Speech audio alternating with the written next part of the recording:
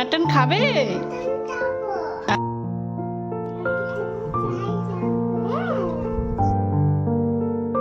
যাচ্ছ মেলায়, তুমি কি করবে?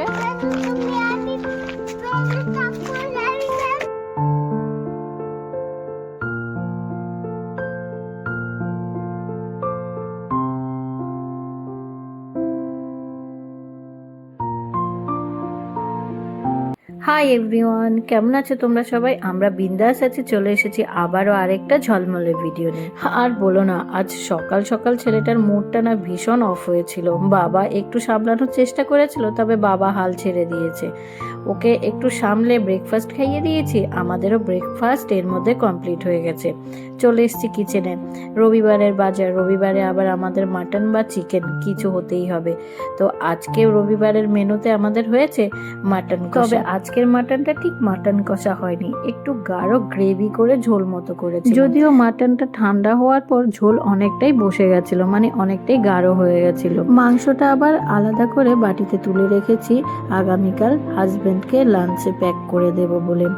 টুবুর জন্য করে নিয়েছি পাতলা মসুর ডাল, ওই যে প্রেসারে মসুর ডালটা সিটি দিয়ে নিচ্ছি, তারপর সম্বার দিয়ে নেব। এদিকে স্যালাড রেডি করে রাখছি। আমাদের বাড়িতে মাটন কষা হোক বা চিকেন কষা মাংস হলে তার সাথে স্যালাডটা চাই সব, তাই স্যালাডটাও রেডি করে রাখছি। আর আজকে টুবু সোনাকে প্রথমবারের জন্য একটুখানি মাটন, তবে আমাদের এই ঝাল ঝাল কষা মাংস নয়, এটাকে একটু মডিফাই করে দেব। দেখা যাক কতটা খায় কিংবা পছন্দ করে বা করে না। এর মধ্যে স্যালাড রেডি করে চলে এসেছি বারান্দায়। ছেলেকে ওই কয়েকটা ডালিম ছাড়িয়ে দিয়ে গেছিলাম, নিজের হাতেই টুকটুক করে খেয়ে নিচ্ছে। ওকে না যে কোনো খাবার আমি যদি পরপর দেই সেটা আর খেতে চায় না, একটু চেঞ্জ করে দিলে ও নিজের মতো করে খেয়ে নেয় বা খেতে চায় আর কি, ইন্টারেস্ট পায়। সেটা ফ্রুট হোক বা যে কোনো খাবারই হোক না কেন।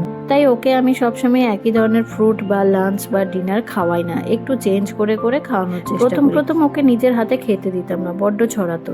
তবে আমি এখন ছেড়ে দেই। ও নিজের হাতে যদি খায় তাহলে একটা ইন্টারেস্ট গ্রো করে, আর সেই ইন্টারেস্টেই ও খাবারগুলো টুকটুক করে খেয়ে নিতে পারে। তবে হ্যাঁ, ভাত এখনো ও একা খেতে পারে না, একটু একটু চামচ দিয়ে খাওয়ার চেষ্টা করে। ওই প্রথমে কিছুক্ষণ ছেড়ে দেই, তারপর আমি খাইয়ে দেই।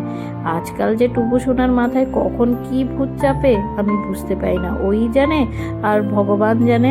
আমি ঘর ঝাড় দিচ্ছিলাম, ওই বারান্দা থেকে ছুটতে চলে এসছে মাম্মামের কাছে। আমাকে ঘর ঝাড় দিতে দেবে না, সেই নাকি ঘর ঝাড় দেবে। এর মধ্যে আমার কাজগুলো সেরে ওকে চান করিয়ে দিয়েছি। ওই যে আমাদের জন্য যে মাটন কষাটা করেছি, সেই মাটন থেকে 2 পিস মেটে নিয়ে ফুটন্ত গরম জলে ধুয়ে নিয়েছি। খাবে? আচ্ছা চলো। মুসুর ডাল দিয়ে ভাতটা মেখে দিয়েছিলাম। ও নিজের হাতে একটু একটু করে মেটেটা কামড়ে খাচ্ছিল, আর আমি ভাতটা খাইয়ে দিচ্ছিলাম। যদিও টুবু সোনা আজ প্রথমবারের জন্যই মাটনটা খেয়েছিল, তবে ওই মেটেটা তো একটু নরম হয়, ও বেশ টেস্ট করে খেয়ে নিয়েছিল।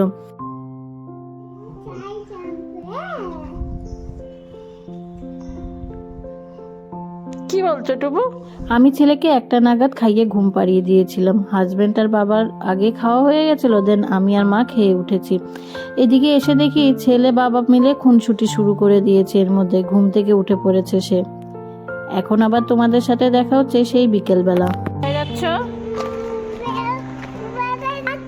মেলায়? যাচ্ছ? আচ্ছা, মেলায় তুমি কি করবে?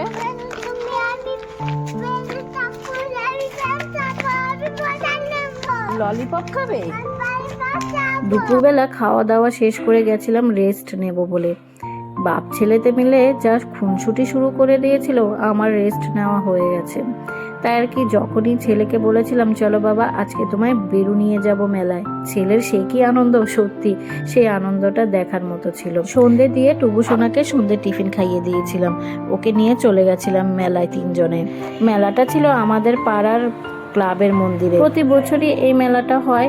এই বছর ওই দোলযাত্রা উপলক্ষে মেলাটা বসেছিল। 1 মাস এই মেলাটা থাকবে শুনেছি।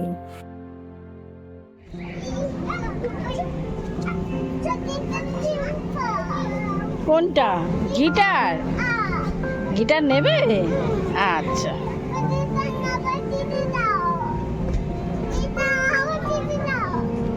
টুবু সোনার এখনো 3 বছর কমপ্লিট হয়নি।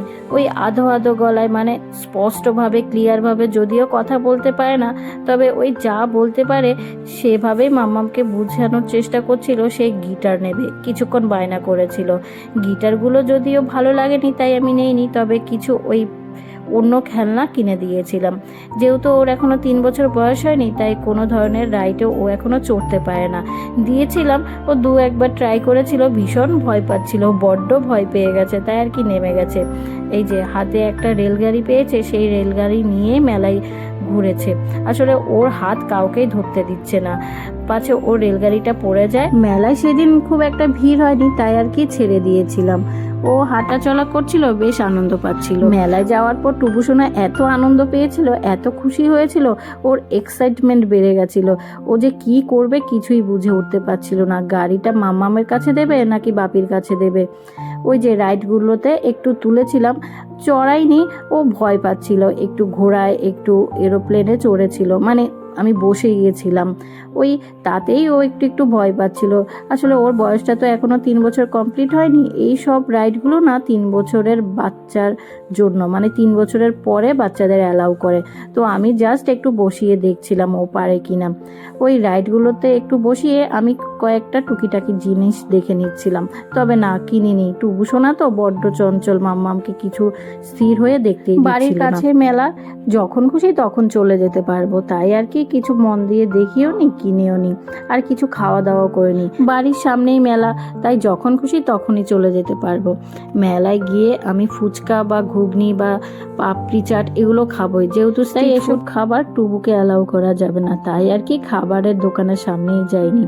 9টার মধ্যেই বাড়িতে চলে এসেছিলাম। এই দুটো খেলনায় টুবু সোনার বড্ড পছন্দ হয়েছে, ওগুলো নিয়ে নামুর সাথে খেলতে লেগে পড়েছে। আমি চলে গেছিলাম কিচেনে রাতের ডিনার। আমার ভিডিওগুলো তোমাদের কেমন লাগে অবশ্যই কমেন্ট করে জানাতে ভুলো না। যদি কিছু ভালো লেগে থাকে তাহলে প্লিজ একটা লাইক আর শেয়ার করে দিতে ভুলো না। তাহলে চলো আজকের ভিডিওটা এ পর্যন্তই, চলে আসবো আবার অন্য কোনো ভিডিও নিয়ে অন্য কোনো দিন।